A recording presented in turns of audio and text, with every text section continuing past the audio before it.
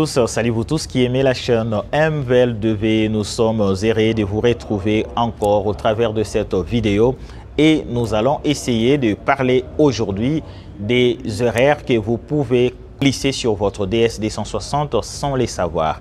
C'est vraiment capital. Voilà pourquoi je vous demande de suivre cette vidéo jusqu'à la fin et vous allez du moins être averti, éclairci sur les problèmes qui peuvent vous accabler ou qui peuvent pousser l'agent consulaire après votre interview de vous placer sous procédure administrative et cela va encore tarder l'obtention de votre visa ou faute de preuve, vous pouvez aussi manquer d'avoir votre visa.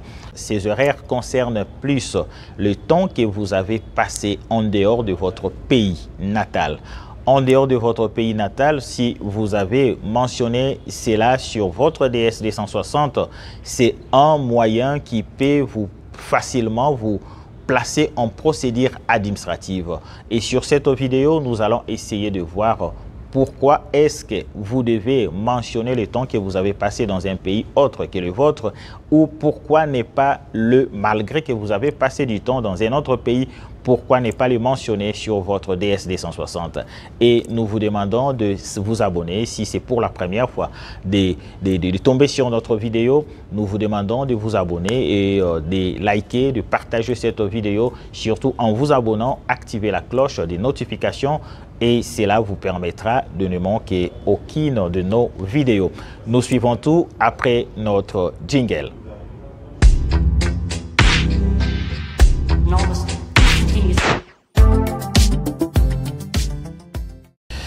Salut tous, salut vous tous qui aimez la chaîne MVL2V. Ça fait un bail depuis que nous avons publié notre visa bulletin. Nous sommes venus juste vous annoncer. Nous sommes venus juste vous avertir. Nous sommes venus juste vous mettre en garde. C'est le moment de vérifier tout ce qui a été mentionné sur votre DS260.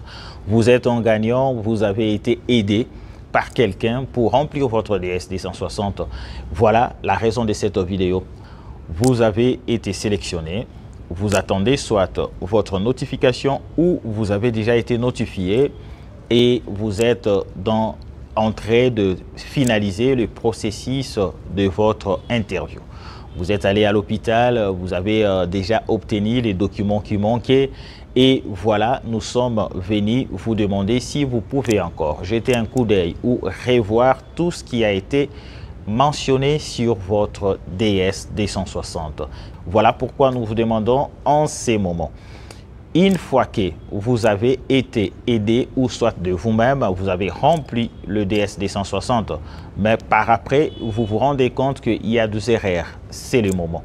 Je préfère encore que vous vous présentez à votre interview avec un retard soit d'un mois du fait que vous avez réouvert votre DS260 que de se présenter avec une erreur à votre interview et qui peut facilement vous empêcher d'avoir le visa. Vous avez effectué un voyage et c'est mentionné dans votre DS260, je fais un voyage pendant une telle période. Soit, admettons, vous avez voyagé ou mentionné dans votre DS260 que vous avez voyagé pour un autre pays, à l'extérieur de votre pays, pendant 2 ans ou pendant 3 ans ou pendant plus de 6 mois.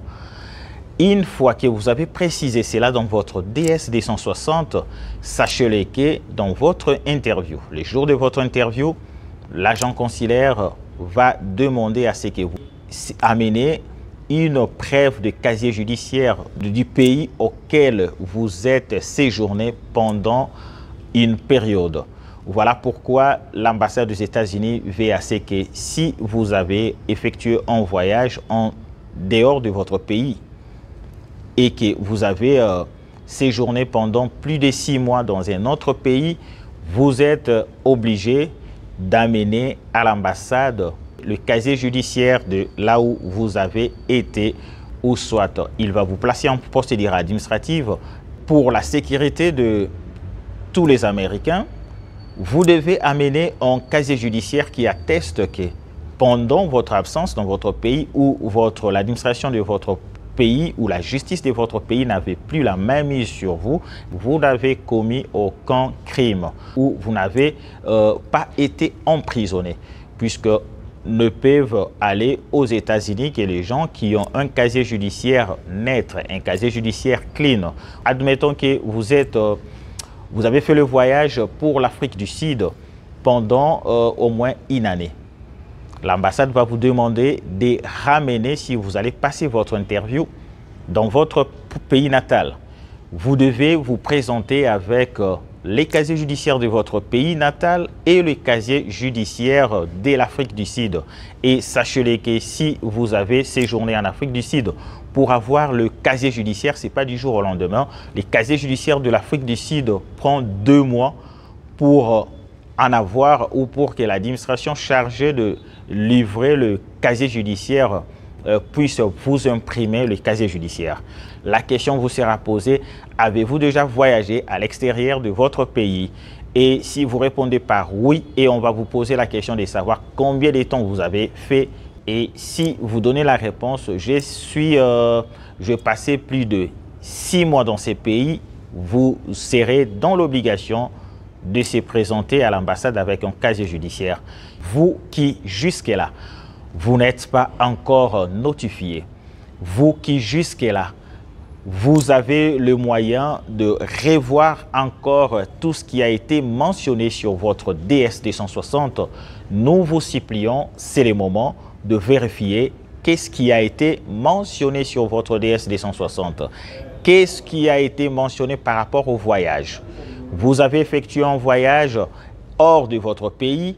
Si vous avez passé plus de 6 mois, il vous sera demandé les casiers judiciaires à l'ambassade. Et rassurez-vous, si vous serez en mesure d'avoir le casier judiciaire de ces pays facilement. Et déjà, il faut le savoir aussi, dans beaucoup de pays, pour qu'on vous donne les casiers judiciaires, vous devez être un résident.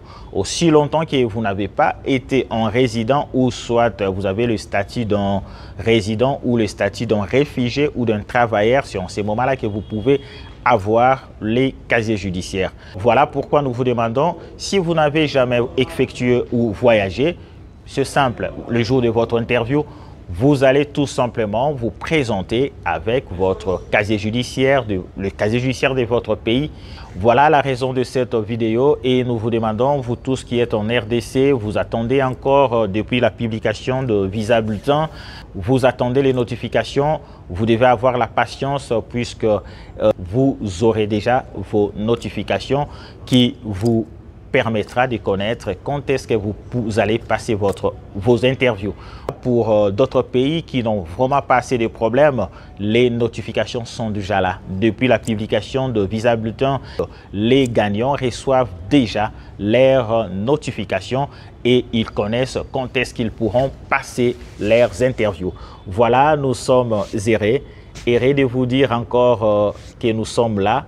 Et si vous avez un petit souci, vous avez un petit problème, vous avez besoin d'une assistance, mon numéro est dans la description de cette vidéo et cela nous permettra facilement d'entrer en contact avec vous et de connaître votre souci et pourquoi pas de remédier ou de vous donner les orientations. Il faut le savoir que le service est payant quand vous appelez MVL2V pour une orientation. Dès que vous payez le coût de ces services, cela vous permettra d'avoir nos services à 100%. La vidéo vous a plu, nous vous demandons de vous abonner. Abonnez-vous à cette chaîne et activez la cloche de notification. Cela vous permettra prochainement de manquer aucune de nos vidéos. Voilà, c'était un plaisir de passer ce moment ensemble avec vous. Nous vous disons merci, bye et à la prochaine.